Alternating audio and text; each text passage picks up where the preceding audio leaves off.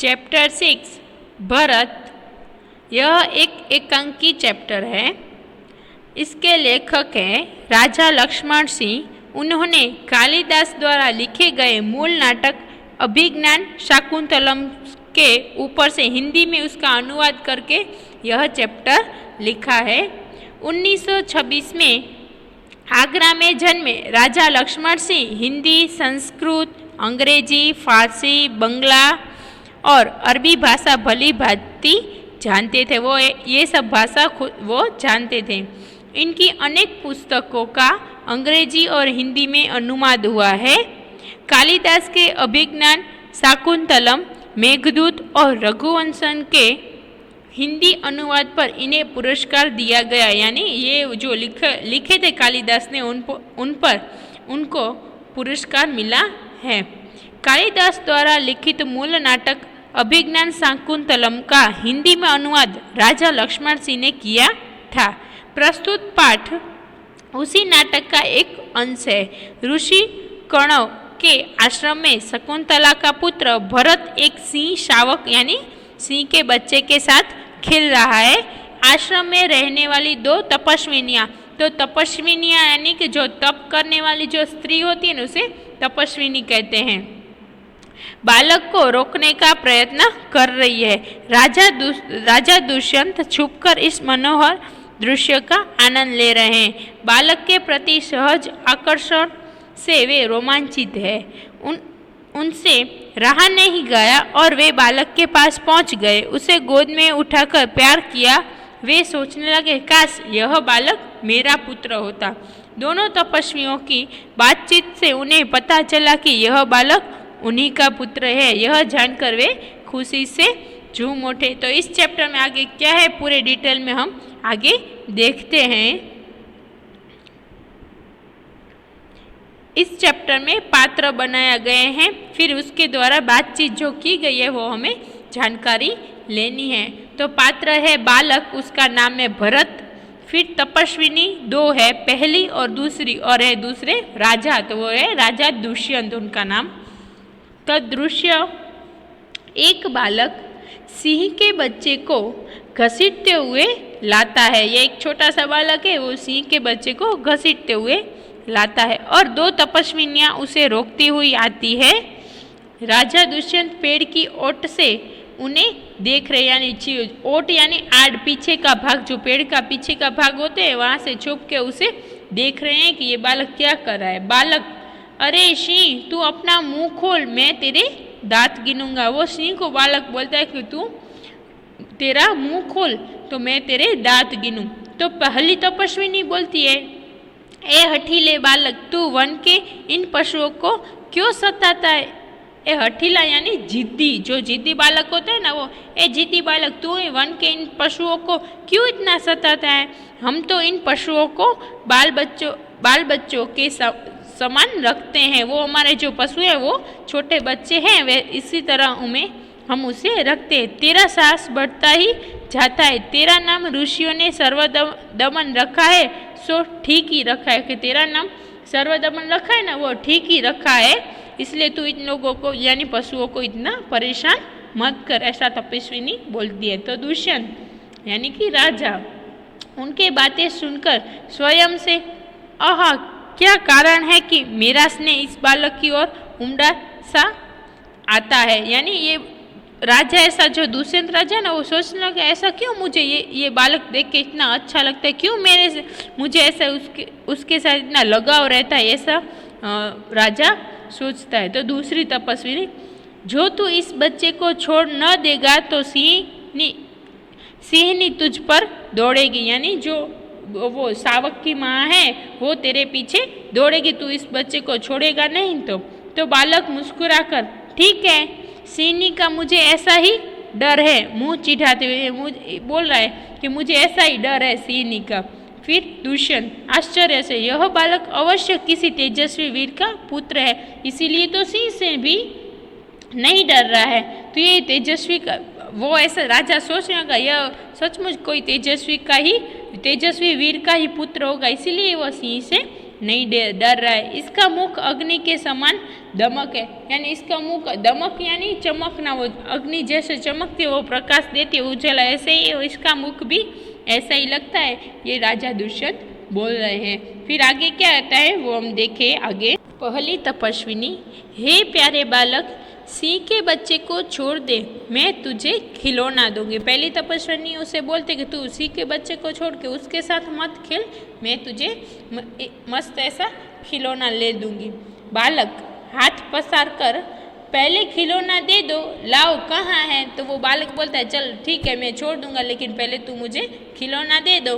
तो दुष्यंत राजा दूर से बालक की हथेली को देखकर स्वयं से इसके हाथ में चक्रवर्तियों के लक्ष्मण है, यानी कि चक्रवर्ती, इसका चक्रवर्तियों का मतलब है समुद्र तक की पृथ्वी को जीतने वाला सम्राट, यानी जो हम बोलते हैं पृथ्वी को तो हम जीत सकते लेकिन समुद्र को पे जीत सके ना, ऐसा इतना इसमें जोश हो, होनहार हो, ऐसा बालक है।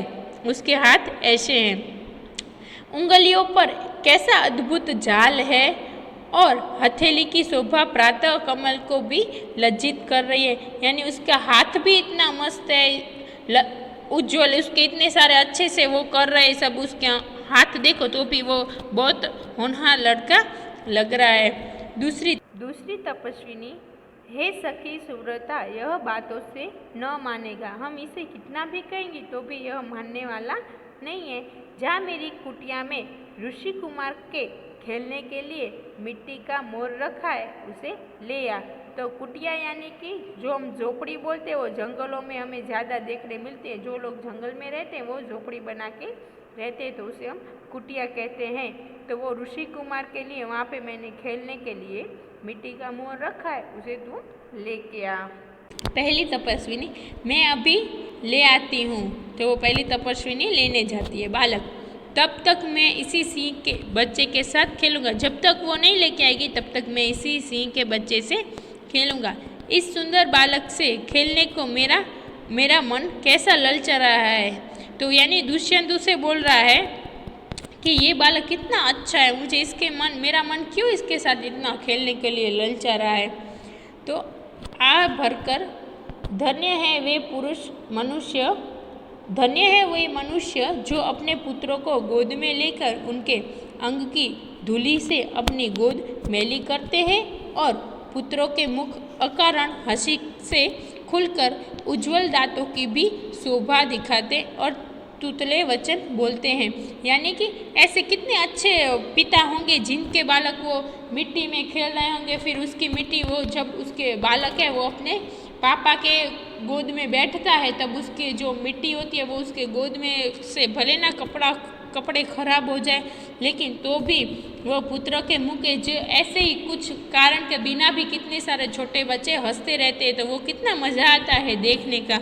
उज्जवल दांतों की भी शोभा दिखाते हैं, हंसते हो तो उसको दांत दिखाते हैं और तुतले वचन बोलते हैं, यानी वो हम तोतला बोलते हैं, वो छोटे बच्चे वो तोतला बोले तो हमें भी कितना अच्छा लगता है।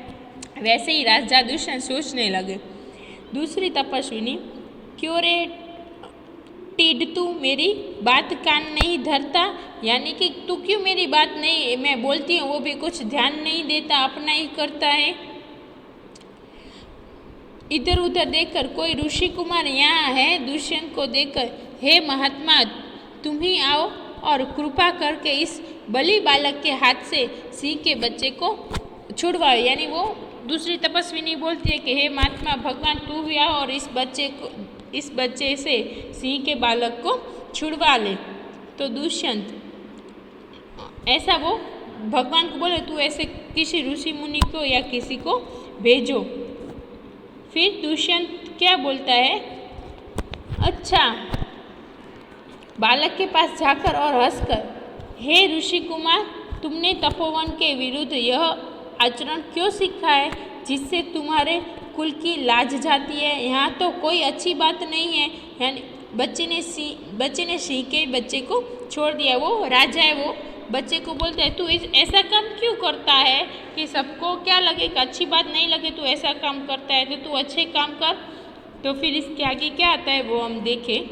फिर दूसरी तपस्विनी, हे बड़भागी यह ऋषि कुमार नहीं है, यानी दूसरी तपस्विनी बड़भागी यानी बड़े भाग्य वाला है, बड़े भाग्य वाले यह ऋषि कुमार नहीं है। तो दुष्यंत सत्य है, उसके काम ही ऐसे साहस के हैं, यह ऋषि कुमार नहीं जान पड़ता, परंतु मैंने तपोवन में वास देख इसे ऋषि पुत्र जाना था। यानी ये भले आप बोले कि ये ऋषि कुमार नहीं है, लेकिन ये इसके काम और इसके साहस इसमें इतना है जैसे वो ऋषि कुमार ही हो।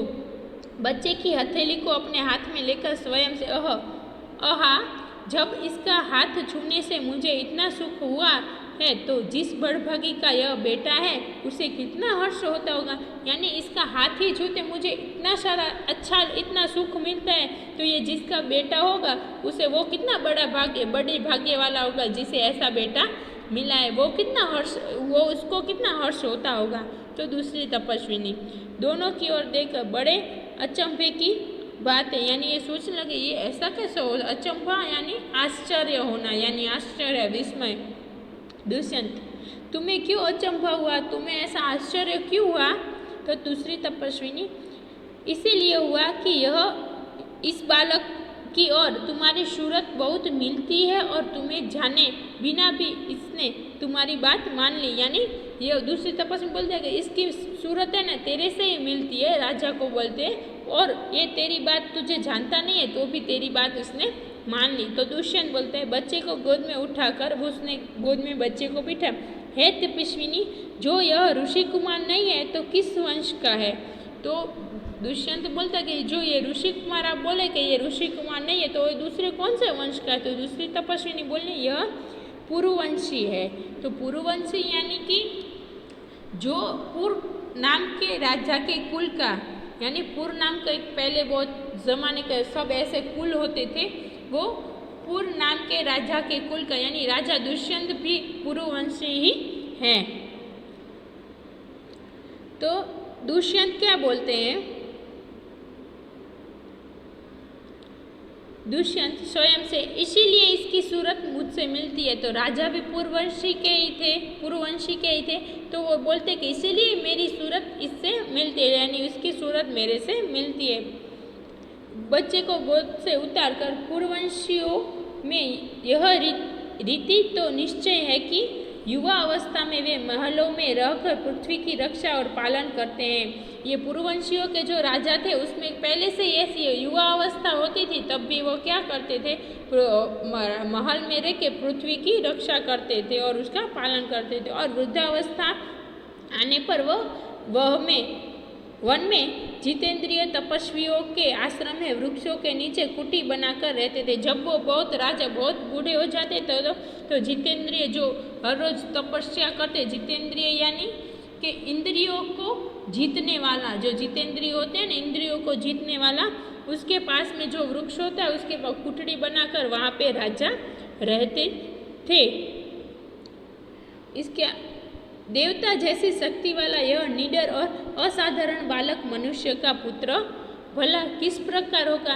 इतनी देवताओं जैसी शक्तियों वाला जो सिंह के बच्चे के साथ खेल सकता है, उसमें जो शक्ति होगी ना तभी खेल सकता है, और इतना निडर और असाधारण बालक मनुष्य का पुत्र तो नहीं हो सकता, ऐसा राजा बोल रहे हैं। तो दूसरी तपस्वी में हे परदेसी, तेरा यह संदेश तब मिट जाएगा जब तू जान लेगा कि बालक की माँ मेनका नामक एक अप्सरा की बेटी है। यानी आपको तब पता चलेगा कि ये किसका लड़का है। तो इसकी माँ है वो बालक की माँ मेनका नामक एक अप्सरा की बेटी है। उसी के प्रताप से इसका जन्म देव पितर के इस तपोवन में हुआ था। यानी तब का देव पितर यानी देवों और पूर्वजों के हिसाब से इसका जन्म यहाँ पे हुआ था। अप्सरा यानी देवलोक में रहने वाली स्त्रियाँ हुआ था। दुष्यंत यह तो बड़े आनंद की बात सुनाए, इससे कुछ और आशा बढ़ी। इसकी माता किस राजश्री की पत्नी है। यानी इससे राजा को बहुत स्पष्ट लगा कि ये किसकी है, इसको जानने की इच्छा हुई कि ये तो फिर किस राजश्री की पत्नी है, मतलब इसकी माता किस राजश्री की पत्नी है, यह उसे राजा दुष्यंत तपस्विनी को पूछते। तो तपस्विनी बोलती है जिस राजा ने अपनी विवाहिता स्त्री को बिना अपराध छोड़ दिया है उसका नाम मैं न लूँगी। यानी कि वो बोल रहे हैं कि जिस राजा ने अपनी विवाहिता स्त्री को बिना अपराध छोड़ दिया, उसका कोई अपराध भी नहीं था तो भी उसे छोड़ दिया, लेकिन मैं उसका नाम नहीं लूँगी। तो दुष्यंत स्वयं से यह कथा तो मुझ पर लगती है, तो वो सोचने लगे ये ऐसा तो मैंने ही किया है, भला अब इस बालक की माँ का नाम पूछूं। तो वो ऐसा सोचने लगा चलो ना मैं इसकी माँ का नाम पूछता हूँ। पहले तपस्विनी मिट्टी का मोर लेकर आई और पहली तपस्विनी वहाँ से मिट्टी का मोर लेके आई। फिर पहली तपस्विनी है सर्वदमन यानी उस बालक को यह शकुंत लावण्य देख, यानी शकुंत लावण्य यानी कि जो पक्षी का जो सौंदर्य होता है ना, वो मोर जो लेके आई थी मिट्टी का, वो उसकी सुंदरता तो देख, पक्षी का सौंदर्य। बालक बड़े चाव से देखकर कहाँ है शकुंतला मेरी माता, तो ऐसा बालक उसने बोल दिया कि शकुंत लावण्य बोला तो उसकी बालक ने बोला कहाँ है मेरी माता शकुंतला। तो दूसरी तपस्विनी हंसती हुई यह तेरी माता नहीं है, तुम इस नाम से धोखा खा गए सर्वदमन। तो पहली दूसरी तपस्विनी बोलते तू धोखा खा गया, ये तेरी माँ नहीं है, मैंने तो कहा था मिट्टी के मोर को देखो। उसने बोला कि मैंने तुझे बोला कि मिट्टी को मोर को देखो। दुष्यंत स्वयं उसकी माँ मेरी ही प्यारी शकुंतला है या इस नाम की कोई दूसरी स्त्री है। तो दुष्यंत बोलता है स्वयं से, यानी खुद मन में ऐसा सोचता है इसकी माँ मेरी ही प्यारी शकुंतला है या इस नाम की कोई और दूसरी स्त्री है। यह वृत्तांत मुझे ऐसे व्याकुल करता है जैसे मृग तृष्णा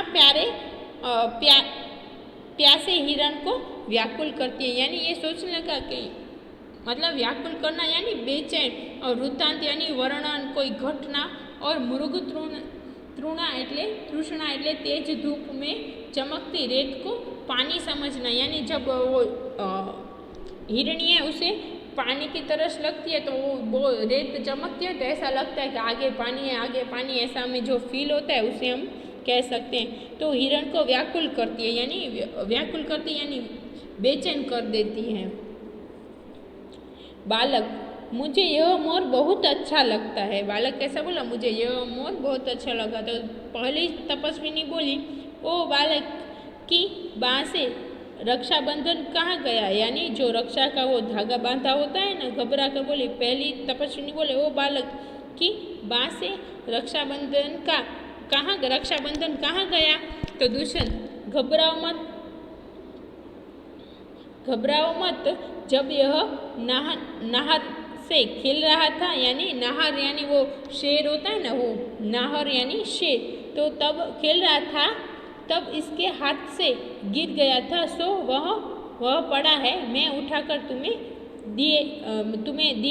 लेके दे देता हूँ।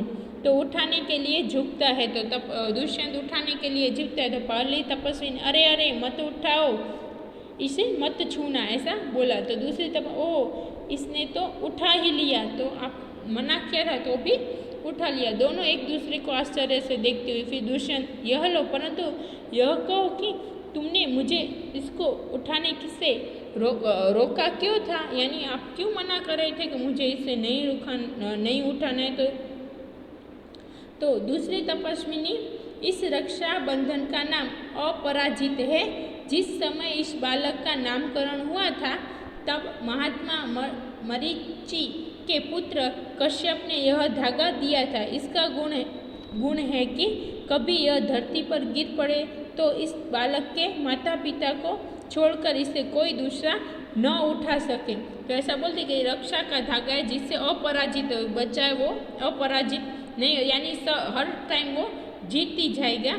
जिस समय इस बालक का नामकरण हुआ था तब महात्मा मरीचि के पुत्र कश्यप ने यह धागा दिया था। अगर जो ये कहाँ पे गिर जाए तो इसके माता और पिता ही ले सकते, और कोई इसे ले नहीं सकता। तो दुष्यंत और जो कोई उठा ले तो क्या, ऐसा वो तपस्विनी को अगर जो दूसरा कोई उठा ले तो क्या होगा।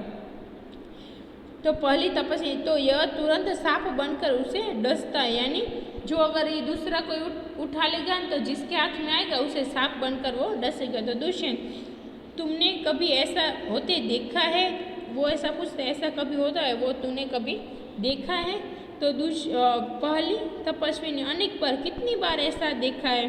तो दुष्यंत प्रसन्न होकर, तो अब मेरा मनोरथ पूरा हुआ, मैं क्यों ना आनंद मनाऊं? बालक को गोद में ले लाता है, पर्दा गिराता है, यानी वो राजा खुश हो गया, क्योंकि ऐसा हुआ भी है कि जो और कोई ये धागा उठाए तो वो सांप बनकर उसे डस लेगा, लेकिन राजा ने यह यानी दुष्यंत राजा ने यह धागा उठाया, लेकिन उसे कुछ हुआ नहीं और कोई सांप भी बन के नहीं डसा भी नहीं। तो ये पहले से ऐसा लग रहा था कि यह मेरा ही बैठा है, तो ये सचमुच यकीन से हो गया कि ऐसा नहीं हुआ, सांप ने डसा नहीं। तो ये इससे प्रूफ हो गया कि यह बालक राजा दुष्यंत का ही है।